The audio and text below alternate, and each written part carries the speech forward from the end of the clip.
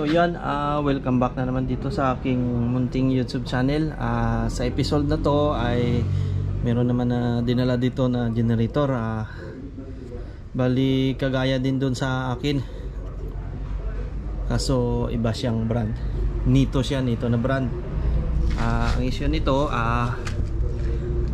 hindi na nila na mapaandar. Kahit ilang hatak nila,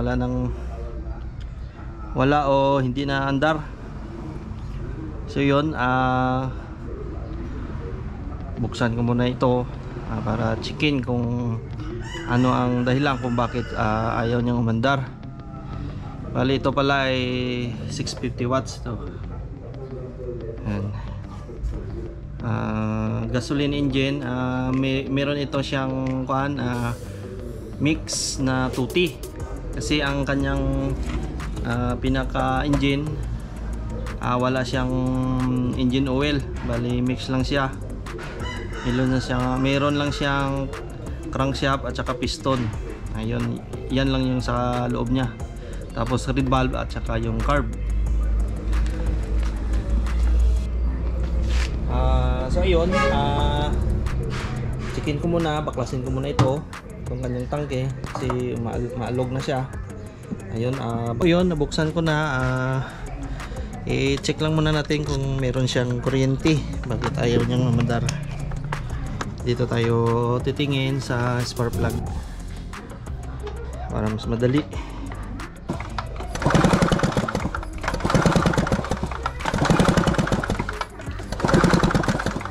So yun, wala siyang kuryente. Ang gagawin ko, papalitan ko tong kanyang ignition coil. Ito meron akong pang testing.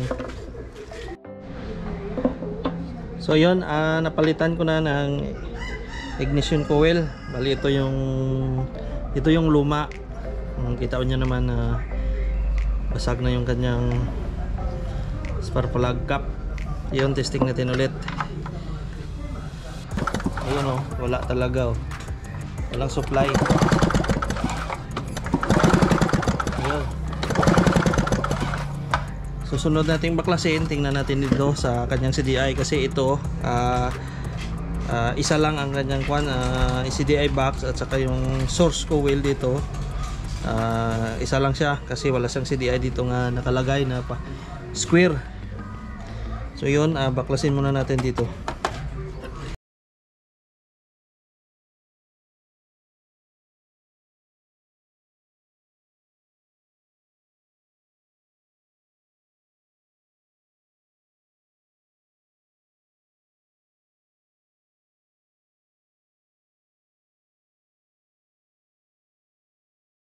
Flywheel kasi andito sa loob.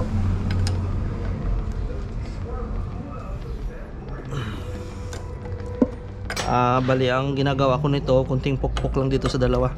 Huwag lang yung persang pukpok, hinay-hinay lang.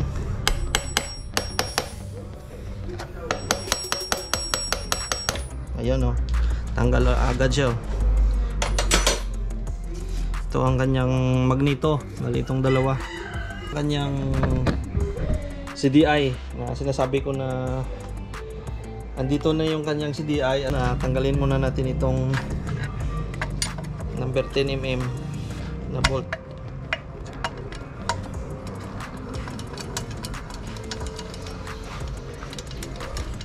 Itong dalawang Phillips screw.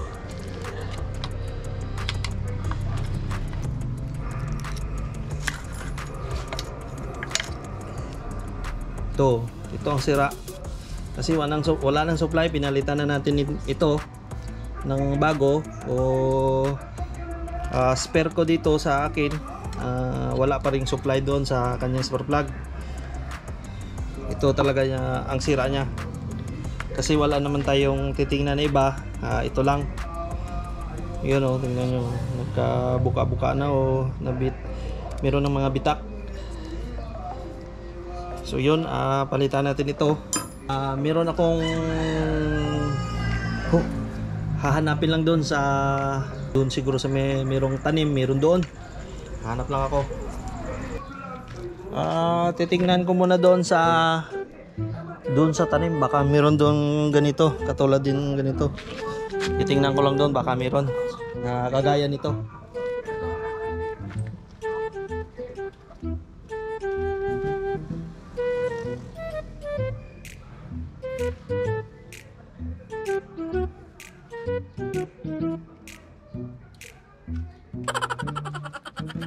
Ito, meron tayong nahanap doon. Marami palang pisas doon. Katulad din, oh. Yan. I-testing natin kung merong supply ito. Kasi doon ko lang naman napulot sa mga tanim. So yun, andito na. Merong bago.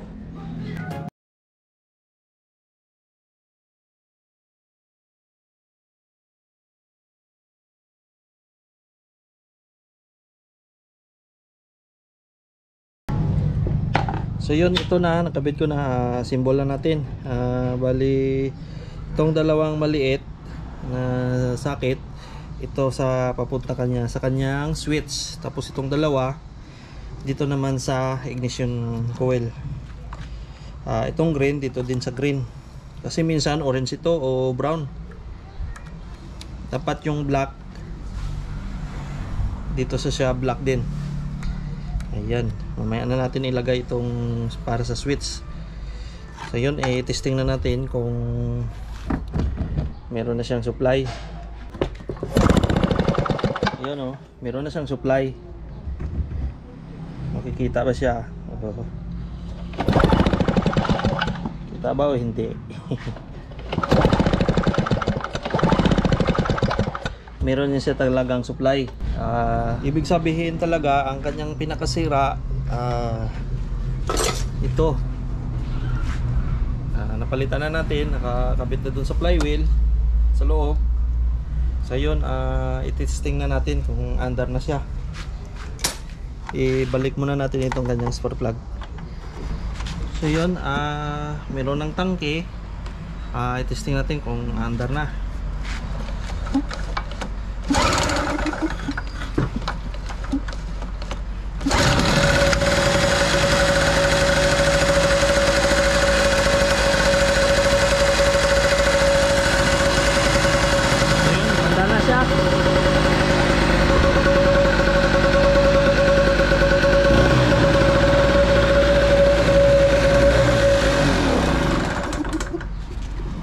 Ulit.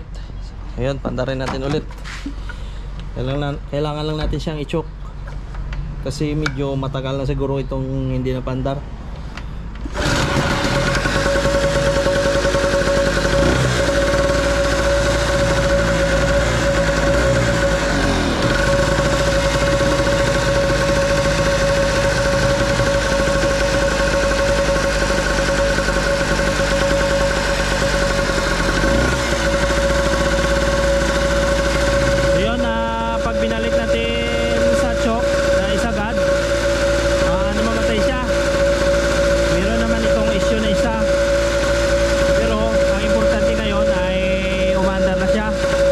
Bali ang issue pala nito, pag ganyan yung kanyang choke, pag binalik natin na ganyan, mamamatay.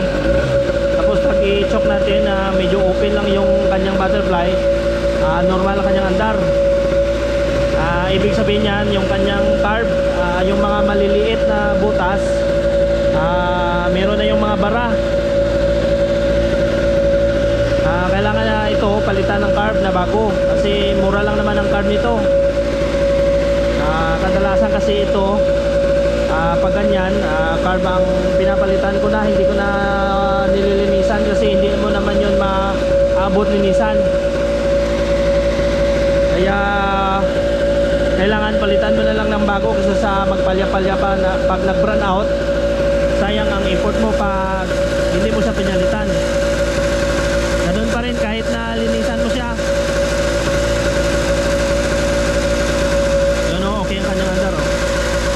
Testing ko yung electric fan, saksak.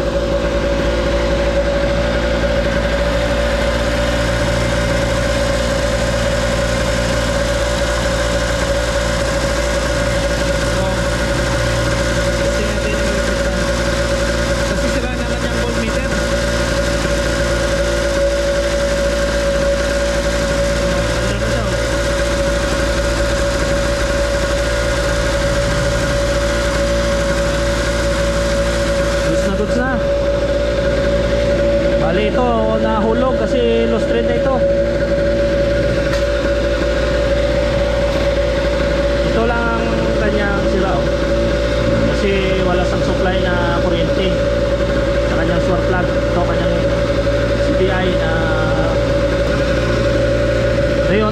ulit. Bago natin patayin, i-unplug muna natin itong electric fan. Tapos patayin natin dito sa switch. Yun. Pandarin natin ulit kung aandar siya. Isagad lang muna natin itong choke.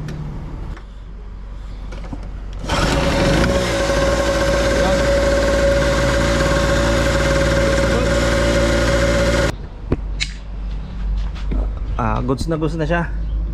Bali ito, sira pa to. Kailangan pa tong palitan, pero okay na to. Pwede naman ditong dagdagan o bawasan dito sa gilid. Merong Phillips screw. Tapos bago pala tapusin itong video na ito, shoutout pala dyan sa GD Katatak TV at saka Tatay Lim Vlog sa nag-sponsor itong aking toolbox na stainless. Magandang pagkagawa. At shoutout din sa kay Andy Rabino TVTech.